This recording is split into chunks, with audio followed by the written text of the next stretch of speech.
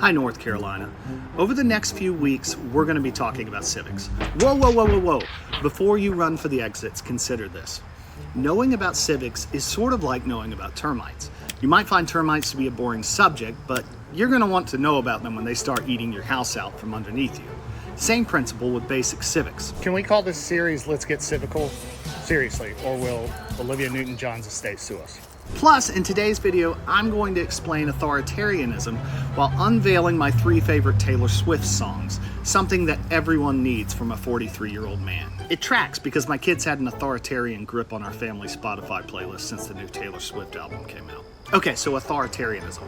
We don't know a lot about this in America because, frankly, we haven't really needed to since we gave King George the boot, and technically, that wasn't authoritarianism anyway. It was monarchy, but same idea.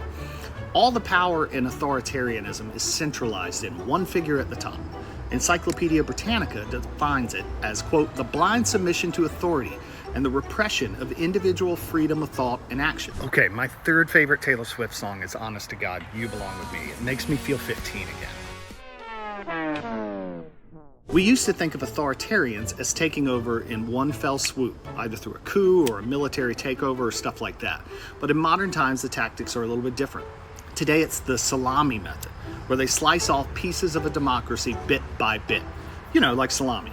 In recent years, we've seen the salami method in places like Hungary, Russia, Turkey, India, and, according to the people who study these things, right here in the United States. Second, I really love Out of the Woods, which was on Taylor's album in 1989.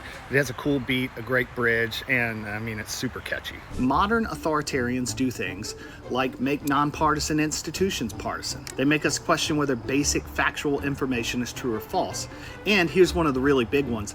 They attack the press. ABC is a terrible network. The press, as you know, has been very wrong on the election. And make the press out to be the enemy of the people. So what are you supposed to do about it? Sitting at home watching this video, because I'm sure you've heard a message like this before.